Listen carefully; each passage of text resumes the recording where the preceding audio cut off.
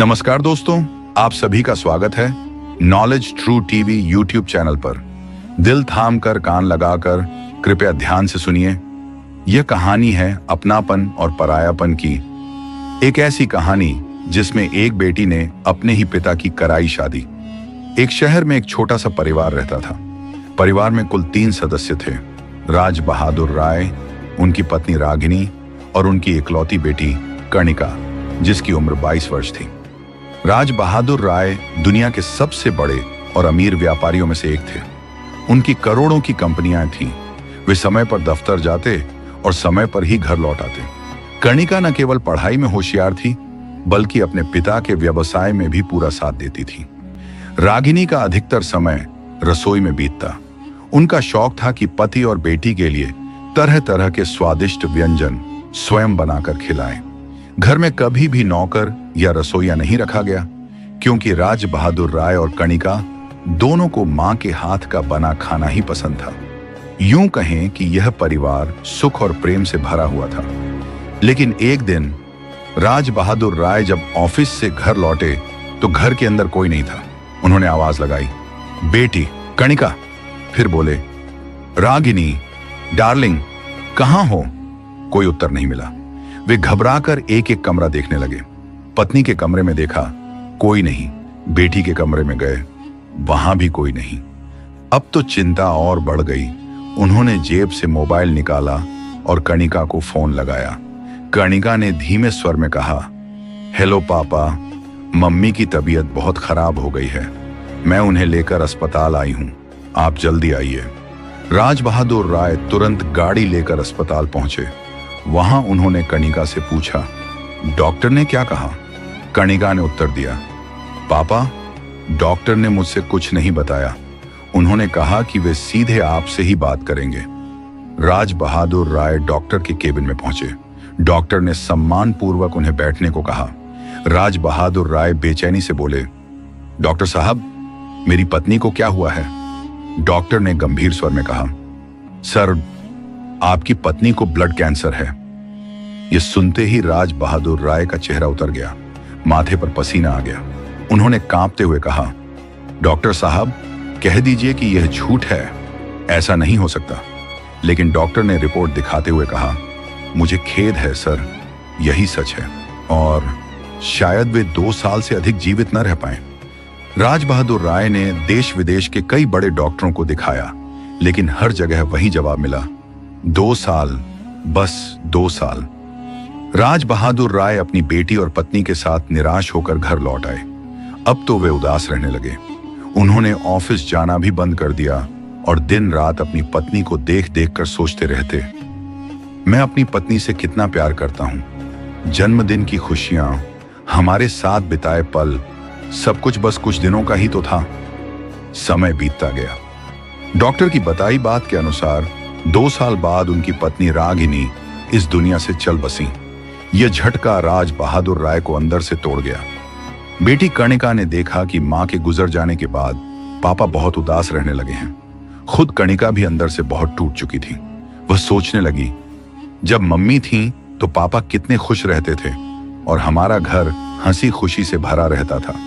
ऐसा क्या किया जाए कि हमारे घर की खुशियां फिर लौट आएं। धीरे धीरे समय बीता और 1 साल गुजर गया। अब कर्णिका 25 वर्ष की हो चुकी थी। एक दिन राज बहादुर राय ने कहा, बेटी, अब तुम्हारी शादी कर देते हैं। हमारे दोस्त का बेटा है, बहुत अच्छा और हैंडसम है। वह अपने पिता की कंपनी संभालता है। एक बार उससे मिल लो, फिर मुझे बताना। कर्णिका ने अपने पिता से शांत स्वर में कहा, पिताजी, मैं शादी तभी करूंगी जब आप शादी करेंगे। जब इस घर में एक मां आएंगी तभी मैं इस घर से विदा लूंगी। अगर आप दूसरी मां नहीं लाएंगे तो मैं जिंदगी भर कुंवारी रहूंगी। बेटी की बात सुनकर राज बहादुर राय ने कहा, बेटी, इस उम्र में हमारे साथ कौन शादी करेगा?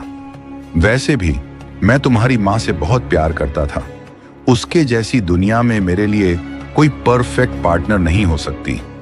यह सुनकर कर्णिका ने हल्की मुस्कान के साथ कहा, अगर पापा, मैं आपको मम्मी जैसी कोई ढूंढ दूं तो क्या आप उनसे शादी करेंगे? बेटी की बात सुनकर राज बहादुर राय थोड़ा मुस्कुराए और बोले, अच्छा बेटी कर्णिका, अगर शादी करनी भी है तो हम कर लेंगे, परंतु जीवन साथी ऐसा होना चाहिए जो हमारी दौलत से नहीं, सिर्फ हमसे प्यार करे। वैसे भी तुझे ऐसा जीवन साथी मिलना मुश्किल है, क्योंकि मेरी उम्र अब 40 वर्ष हो चुकी है। तब कर्णिका ने हंसते हुए कहा, ठीक है पापा, मैं आपके लिए पत्नी और अपने लिए मम्मी ढूंढ कर ही रहूंगी। बाप बेटी के बीच थोड़ी हंसी मजाक हुई और समय बीत गया। एक दिन की बात है, घर की नौकरानी सब्जी लेने जा रही थी। तभी कर्णिका ने कहा, दीदी आज आप मत जाइए, आज मैं खुद सब्जी लेने जाऊंगी। लग्जरी गाड़ियों में घूमने वाली कर्णिका अपनी पहचान छुपाकर पैदल ही सब्जी लेने निकल पड़ी। हाथ में थैला लिए वह थोड़ी दूर चली ही थी कि उसने देखा एक औरत टोकरी में सब्जियां बेच रही थी। उसकी उम्र लगभग 35 वर्ष थी, बहुत सुंदर और स्वभाव से सरल। वह जो भी सब्जी लेने आता उसे मुस्कुराकर प्रेम पूर्वक बातें करती। तभी कर्णिका ने देखा कि एक आदमी हरी सब्जी लेकर थैले में डालता है और पैसे दिए बिना चल देता है। कर्णिका ने हैरानी से कहा, आंटी, इस भाई ने तो पैसे भी नहीं दिए और चला गया। मुस्कुराते हुए वह औरत बोली, बेटी, पिछले महीने उसकी बहन की शादी थी, उसने अपनी सारी तनख्वाह घर भेज दी थी। अब उसके पास पैसे नहीं हैं, जब उसके पास होंगे वह खुद दे जाएगा। इतना सरल और उदार स्वभाव देखकर कर्णिका का मन उस औरत की ओर खींच गया। उसने धीरे से कहा, आंटी, अगर मैं आपसे एक बात पूछूं तो आपको बुरा तो नहीं लगेगा?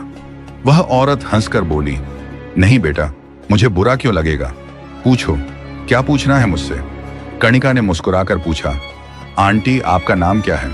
सब्जी वाली औरत ने जवाब दिया, मेरा नाम उजाला देवी है। कर्णिका ने फिर पूछा, आंटी, आपकी शादी हो चुकी?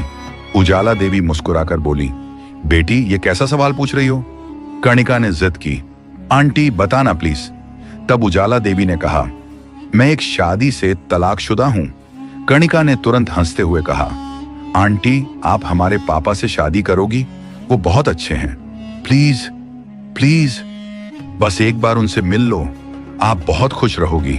उजाला देवी ने हल्की मुस्कान के साथ कहा, बेटी, मेरा एक बेटा भी है और उसकी शादी हो चुकी है, मैं दोबारा शादी नहीं कर सकती, ये समाज क्या कहेगा? कर्णिका बोली, अच्छा ऐसा करो, एक बार मेरे पापा से मिल लो, फिर फैसला करना। इसके बाद कर्णिका ने उजाला देवी का मोबाइल नंबर ले लिया और सब्जी लेकर घर लौट आई। उसने सारी बात अपने पापा को बता दी। कुछ दिन बाद राज बहादुर राय ने अपने मोबाइल से उजाला देवी को कॉल किया। हेलो, कौन? उजाला देवी ने पूछा। धीरे से राज बहादुर ने कहा, मैं कर्णिका का पापा, उस दिन मेरी बेटी आपसे सब्जी लेने आई थी और आपका नंबर लिया था। ओह जी हाँ, उजाला देवी बोली, एक लड़की मेरा नंबर लेकर गई थी, आप उसके पापा बोल रहे हैं? जी हाँ, मैं राज बहादुर राय बोल रहा हूं, चलिए एक दिन चाय पीते हैं। इतना कहकर उन्होंने फोन रख दिया। अगले दिन राज बहादुर राय उजाला देवी को शहर के सबसे महंगे टी स्टॉल में ले गए। बातचीत के दौरान उजाला देवी ने पूछा, आप क्या काम करते हो? राज बहादुर राय ने कहा, मैं एक गार्ड की नौकरी करता हूं। जब चाय का रेट पूछा गया तो पता चला 500 रुपए की एक चाय। उजाला देवी चौंक गई और धीरे से बोली, चलिए हमारे घर चलते हैं, वहां चाय पिएंगे। इतनी महंगी चाय मुझे नहीं पीनी है और मैं नहीं चाहती कि आपके इतने पैसे खर्च हों। यह सुनकर राज बहादुर राय के दिल को बहुत अच्छा लगा।